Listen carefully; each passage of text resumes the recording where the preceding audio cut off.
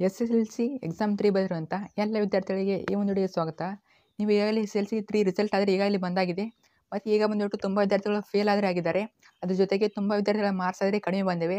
So ಅಂಥ ವಿದ್ಯಾರ್ಥಿಗಳು ರಿವ್ಯಾಲ್ಯೂಯೇಷನ್ನು, scan ಕಾಪಿಗೆ ನಾನು ಅಪ್ಲೈ ಮಾಡಬೇಕಂತ ಅಂತಿದ್ದೆ ಅಂತ ಕಮೆಂಟ್ ಮಾಡ್ತಾ ಇದ್ರಿ.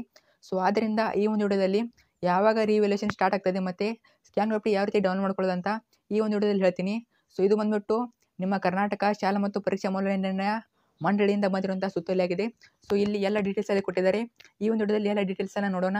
ಸೊ ಸ್ಕ್ಯಾನ್ ಕಾಪಿ ಆಗಿರ್ಬೋದು, ಸೊ ಮರು ಎಣ್ಣಿಕೆ ಅಥವಾ ಮರು ವ್ಯಾಲ್ಯೂಯೇಷನ್ ಆಗಿರ್ಬೋದು, ಸೊ ಎಲ್ಲವನ್ನ ಈ ಒಂದು ವಿಡಿಯೋದಲ್ಲಿ ಹೇಳ್ತೀನಿ. ಸೊ ವಿಡಿಯೋನ ಸ್ಟಾರ್ಟಿಂದ ಎಂಡ್ವರೆಗೆ ನೋಡಿ. ವಿಡಿಯೋ ಶುರು ಮಾಡೋಕ್ಕಿಂತ ಮುಂಚೆ ಇನ್ನೂ ಕೂಡ ಯಾರೋ ಚಾನಲ್ನ ಸಬ್ಸ್ಕ್ರೈಬ್ ಮಾಡ್ಕೊಂಡಿಲ್ಲ, ತಪ್ಪಲ್ಲಿರೋ ಚಾನಲ್ನ ಸಬ್ಸ್ಕ್ರೈಬ್ ಮಾಡ್ಕೊಳ್ಳಿ. ಯಾಕಂದರೆ ಇದೇ ರೀತಿ ಎಲ್ಲ ಎಜುಕೇಷನ್ ಹೇಳ್ಬಿಟ್ಟು so passing package, scoring package so ಎಲ್ಲ ಕೂಡ ಫ್ರೀಯಾಗಿ ಸಿಗುತ್ತಿರ್ತವೆ. ಸೊ ತಪ್ಪದೆ ಎಲ್ಲರೂ ಕೂಡ ಚಾನಲ್ನ ಸಬ್ಸ್ಕ್ರೈಬ್ ಮಾಡ್ಕೊಳ್ಳಿ. ಸೊ ವಿಡಿಯೋ ಇಲ್ಲ ಅಂತ ಆಗ್ತದೆ ಅಂತ ಫಾಸ್ಟಾಗಿ ಹೇಳ್ತಾ ಇದ್ದೀನಿ. ಸೊ ಬೇಗ ಕೂಡ ಎಲ್ಲರೂ ಕೂಡ ಚಾನಲ್ನ ಸಬ್ಸ್ಕ್ರೈಬ್ ಮಾಡ್ಕೊಳ್ಳಿ. ಮತ್ತು ವಿಡಿಯೋಗೊಂದು ಲೈಕ್ ಆದರೆ ಮಾಡಿ. ಸೊ ತಪ್ಪದೇ ಲೈಕ್ ಮಾಡಿ.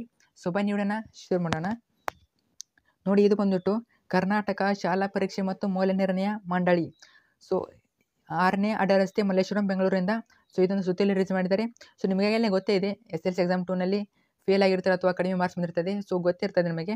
ಸೊ ಇಲ್ಲಿ ಬಂದ್ಬಿಟ್ಟು ನಾನು ಡೈರೆಕ್ಟಾಗಿ ಸ್ಕ್ಯಾನ್ ಕಾಪಿ ಉತ್ತರ ಪತ್ರಿಕೆಗಳ ಸ್ಕ್ಯಾನ್ ಪ್ರತಿಯನ್ನು ಪಡೆಯಲು ಅರ್ಜಿ ಸಲ್ಲಿಸಲು ನಿಗದಿಪಡಿಸಿದ ದಿನಾಂಕ ಅಂತ ಕೊಟ್ಟಿದ್ದಾರೆ. ಸೊ 26/8/2024ರಿಂದ 30/8/2024ರವರೆಗೆ ಸೊ ನೀವು ಬಂದ್ಬಿಟ್ಟು ಸ್ಕ್ಯಾನ್ ಕಾಪಿನ ಡೌನ್ ಮಾಡ್ಕೋಬೋದು. ಸೊ 30ನೇ ತಾರೀಕು ಲಾಸ್ಟ್ ಆಗಿದೆ. ಸೊ ಅಷ್ಟರಲ್ಲಿ ಸ್ಕ್ಯಾನ್ ಕಾಪಿನ ತರಿಸ್ಕೊಳ್ಳಿ, ಡೌನ್ಲೋಡ್ ಮಾಡ್ಕೊಳ್ಳಿ. ಸೊ 30ರ ತಾರೀಕು ದಾಟಿದರೆ ಮಾತ್ರ ನಿಮಗೆ ಅಪ್ಲೈ ಮಾಡೋಕ್ಕೆ ಆಗೋದಿಲ್ಲ. ಸೊ ಅದರ ಒಳಗೆ ಆದರೆ ಡೌನ್ಲೋಡ್ ಮಾಡ್ಕೊಳ್ಳಿ. ಇನ್ನು ಆನ್ಲೈನ್ ಬ್ಯಾಂಕಿಂಗ್ ಮೂಲಕ ಏನಾದರೂ ನೀವು ಸೌಲಭ್ಯ ಇಲ್ಲ ಅಂದರೆ, ನಮಗೆ ಆನ್ಲೈನಲ್ಲಿ ಸೌಲಭ್ಯ ಇಲ್ಲ, ಬ್ಯಾಂಕಿಂಗ್ ಮುಖಾಂತರ ಮಾಡ್ತೀವಿ ಅಂದರೆ ಸೊ ನಿಮಗೆ 31ರವರೆಗೆ ಡೇಟ್ ಕೊಟ್ಟಿದ್ದಾರೆ. ಇನ್ನು ಬಂದುಬಿಟ್ಟು ಉತ್ತರ ಪತ್ರಿಕೆಗಳ ಮರು ಎಣ್ಣಿಕೆ ಮತ್ತು ಮರು ಮೌಲ್ಯಮಾಪನ ಅಂದರೆ ನಿಮ್ಮ ಮಾರ್ಕ್ಸ್ ಏನಾದರೂ ಮಿಸ್ಟೇಕ್ ಆಗಿದ್ದರೆ ಅದನ್ನು ಮರು ಎಣಿಕೆ ಮಾಡಲು ಮತ್ತು ಇನ್ ಕೇಸ್ ಏನಾದರೂ ಆನ್ಸರ್ ಕರೆಕ್ಟ್ ಇದ್ದು ಮತ್ತೆ ರಿವ್ಯಾಲ್ಯೂಯೇಷನ್ನು ಮತ್ತು ನಿಮ್ಮ ಪತ್ರಿಕೆಗಳನ್ನ ಚೆಕ್ ಮಾಡೋದಾಗಿದ್ದರೆ ಸೊ ಮರು ಮೌಲ್ಯಮಾಪನ ಅರ್ಜಿ ಸಲ್ಲಿಸಲು ನಿಗದಿಪಡಿಸಿದ ದಿನಾಂಕ 31/8/2024ರಿಂದ 4/9/2024ರವರೆಗೆ.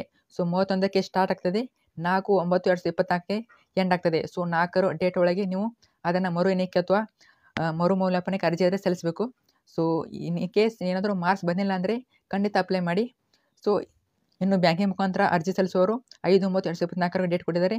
ಸೊ 1 ಅಥವಾ 2 ದಿನ ಹೆಚ್ಚು ಕೊಟ್ಟಿರ್ತಾರೆ ಬ್ಯಾಂಕಿಂಗ್ ಮೂಲಕ ನೀವೇನಾದರೂ ಅಪ್ಲೈ ಮಾಡ್ತಿದ್ರೆ. ಇನ್ನು ನೆಕ್ಸ್ಟ್ ನೋಡೋಣ. ಸೊ ಒಂದೊಂದು ವಿಷಯಕ್ಕೆ ಎಷ್ಟು ಅಮೌಂಟನ್ನು ತೆಗೆದುಕೊಳ್ತಾರೆ ಸೊ ಅದನ್ನು ನೋಡ್ತಾ ಹೋಗೋಣ. ಸೊ ಇದನ್ನು ನೀವು ಪಾಸ್ ಮಾಡಿಬಿಟ್ಟು ಓದ್ಕೊಳ್ಳಿ, ನಾನು ಎಲ್ಲ ವಿಡಿಯೋದಲ್ಲಿ ಹೇಳ್ತಾ ಕೊರಲ್ಲ. ಸೊ ಪಾಸ್ ಮಾಡಿಬಿಟ್ಟು ಓದ್ಕೊಳ್ಳಿ. ಈಗ ನೋಡಿ, ಆನ್ಲೈನ್ ಮೂಲಕ K1ಗೆ ನಲ್ಲಿ ಪಾವತಿಸಬೇಕಾದ ಶುಲ್ಕ. ಸೊ ಇಲ್ಲಿ ಬಂದ್ಬಿಟ್ಟು ಸ್ಕ್ಯಾನ್ ಕಾಪಿ ಅಂದರೆ ನಿಮ್ಮ ಆನ್ಸರ್ ಶೀಟ್ ನೋಡೋಕ್ಕೆ ಮಾತ್ರ ಒಂದು ಸಬ್ಜೆಕ್ಟಿಗೆ 410 ರೂಪಾಯಿ ಅಂತ ಇದೆ. ಸೊ ಸ್ಕ್ಯಾನ್ ಕಾಪಿನ ಡೌನ್ಲೋಡ್ ಮಾಡ್ಕೊಳ್ಳೋಕ್ಕೆ 410 ರೂಪಾಯಿ ಇದೆ. ಸೊ ಇನ್ನು ಮರು ಮೌಲ್ಯಮಾಪನ, ಇನ್ನು ನಮ್ಮ ಆನ್ಸರ್ ಶೀಟ್ನ ಮತ್ತೆ ಚೆಕ್ ಮಾಡಬೇಕು, ಮೌಲ್ಯಮಾಪನ ಮಾಡಬೇಕಂದ್ರೆ ಅದು ಬಂದ್ಬಿಟ್ಟು 810 ರೂಪಾಯಿ. ಸೊ ಪ್ರತಿಯೊಂದು ಸಬ್ಜೆಕ್ಟ್ಗೆ 410 ರೂಪಾಯಿ ಆದಂತೆ. ಸೊ ಕೆಲವೊಂದಿಷ್ಟು ವಿದ್ಯಾರ್ಥಿಗಳು 2 ಅಥವಾ 3 ಸಬ್ಜೆಕ್ಟ್ ಆಗಿರ್ತದೆ. ಸೊ ಅವ್ರು ಒಂದು ಬಂದ್ಬಿಟ್ಟು 4 × 410 × 3 2. ಸೊ ಈ ರೀತಿ ಪ್ರತಿಯೊಂದು ಸಬ್ಜೆಕ್ಟ್ಗೆ 410 ಮತ್ತು ಮರು ಮೌಲ್ಯಮಾಪನಕ್ಕೆ ರಿವ್ಯಾಲ್ಯೂಯೇಷನ್ಗೆ 810 ನಿಗದಿ ಮಾಡಿದ್ದಾರೆ. ಸೊ ಮತ್ತೆ ನೀವು ಬ್ಯಾಂಕಿಂಗ್ ಮುಖಾಂತರ ಮಾಡ್ತಾರೆ, ಅಲ್ಲೂ ಕೂಡ ಅಮೌಂಟ್ ಆದರೆ ಚೇಂಜ್ ಇದೆ. ಸೊ ಸ್ಕ್ರೀನ್ ಮೇಲೆ ನೋಡ್ಕೊಳ್ಳಿ.